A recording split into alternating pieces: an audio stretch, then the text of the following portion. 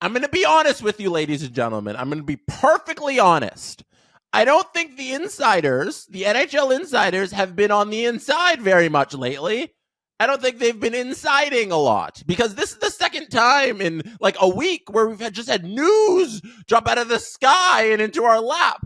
First, it was Cutter Gauthier on like a Monday afternoon. We heard that the Philadelphia Flyers are trading this incredible prospect in Gauthier and that he hasn't talked to them for months, and there's been no leaks or reports about that at all. And then now, all of a sudden, out of nowhere, Lou Lamoriello on a Saturday afternoon decides to fire Lane Lambert, head coach of the New York Islanders, and bring in, yes, you read the headline correct, Patrick Waugh is back as a National Hockey League head coach, and he is coaching the New York Islanders, who have been awful as of late. So first I want to do the numbers on why Lane Lambert no longer has a job. If we look at just pure how the Islanders have been playing, because individually there have been very good performances from the Islanders, but as a team so far this season, they rank 23rd in goals for, 26th in goals against, 29th on the penalty kill, 23rd on shots on goal per game, and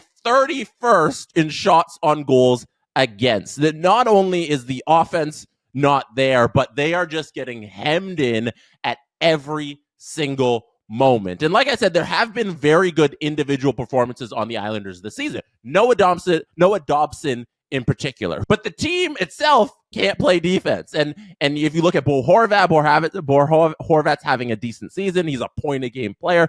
Barzal is just an apple machine. If you want apples, he will make them rain down from the sky, and he has been doing that, putting up assists, also a point-a-game player. So we have all these great individual performances, but after a 12-2-2 run in the early parts of the season, the New York Islanders have been just falling down the standings. They're currently 6th in the Metro, and they're not looking good. They are 2-6-2 in their last 10. And Lou Lamoriello, I'm going to say that a million times fast. I'm never going to get it right. Lou Lamoriello has just had enough of what he's seen out of the team, and he's correct by the numbers, by they have been playing with the eye test. They haven't been very good. So he decides to bring in Patrick Waugh. And Patrick Waugh he runs hot. He has fire in his eyes. And if you remember his tenure in Colorado, the Colorado Avalanche had a good 13-14 season and then lost in the first round of the playoffs. In that 13-14 season, Patrick Waugh's first season as a head coach in the National Hockey League, they were on a crazy PDO bender. Nobody expected them to do very well in the playoffs. And anybody who was on the analytics side of hockey was like, this team is unbelievable, but there's no way they can sustain it. And they sustained it throughout the entire season. Then when push came to shove in the first round of the playoffs, they couldn't do it anymore. They got eliminated in the first round. And then the following 2 years as head coach of the Avalanche, nothing. Misses the playoffs both the years, gets fired, goes back, is head coach of the Quebec Ramparts of the CHL, and he does that for a couple more seasons, and then last season wins the Memorial Cup with the Ramparts, which is hell yeah, huge accomplishment.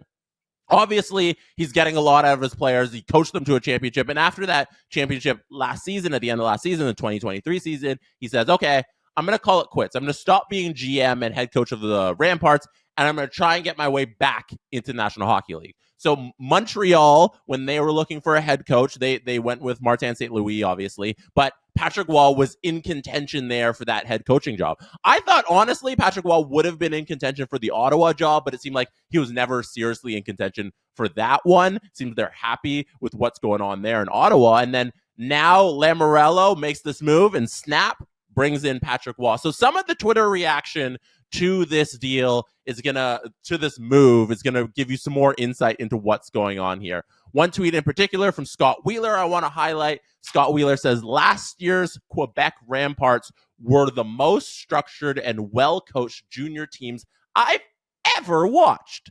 They didn't even look like a CHL team. Identity, a clear system, and roles within it. And those kids played their hearts out for Patrick Waugh. Convince me he's a very good head coach. That is information coming from somebody whose livelihood depends on him scouting players, watching minor league hockey. I trust the word of Scott Wheeler, if I'm being honest with you guys, because that's all we do here is we spread it, we give honesty back and forth, you and me. So if I'm hearing that from Scott Wheeler, because my original opinion on Patrick Waugh is like, it didn't go well in Colorado, and we know what a hothead he can be. But hearing that, I'm like, okay, Lou's got like this old man mentality about everything. But if he's willing to trust Patrick Waugh and bring him in to a very delicate situation where he still wants to win, he doesn't believe this team should be tanking, and that's why he made this move. And Scott Wheeler's out here saying that the Ramparts were like unbelievably coached, great, really disciplined. They were really passionate for their head coach. There might be a there. This is from Pete Blackburn. Pete Blackburn says, Patrick Waugh and Lou Lamoriello seems like a relationship that's a ticking time bomb. But you better believe I'm going to watch the countdown and the inevitable explosion with the purest love in my eyes. So there's somebody on the other side of the coin who's like, you know what? This thing isn't gonna end well. This is from Adam Gretz. Patrick Waugh's time as Avalanche coach was absolutely bonkers. Tried to fight Bruce Boudreau in his first game, pulling goalies with 10 minutes left. The whole balls on the table line.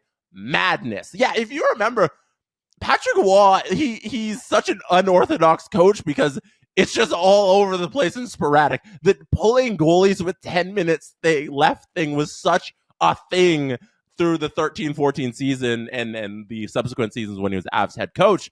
It was like everybody's like, what is he doing? And I don't know what we're going to get out of it, but I hope we get some unorthodox coaching out of Patrick Waugh. It'll just add entertainment to the league, and I'm here for the entertainment. Last thing, this is from Elliot Friedman, who says, Lou Lamoriello on New York Islanders conference call.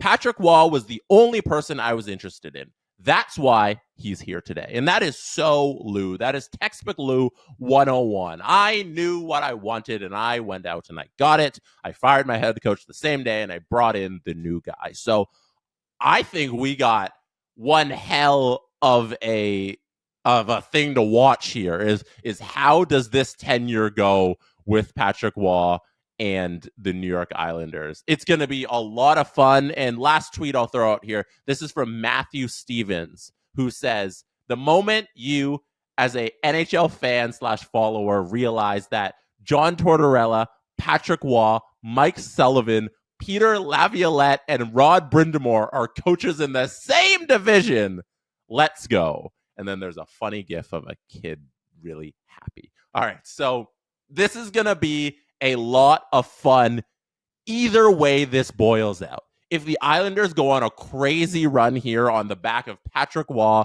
being the greatest motivator of all time, that's going to be one hell of a thing to watch. And I'm going to be so happy for Islanders fans because they're some of the best fans in hockey, and they deserve a good hockey team. And if it flames out, like if this goes so poorly and it's just a complete mess, and Lou's got to like eat his words, and I don't know what he's going to do because he probably should retire soon, but I don't know what's going on there. And if this doesn't work out, that's going to be an adventure to watch, and there's going to be a lot to talk about. So that is it for me right now, unless there's more breaking news that just comes out of the air. I hope the insiders next time give us some inside tips on when these things could be coming, because this is, wow, a bombshell out of nowhere.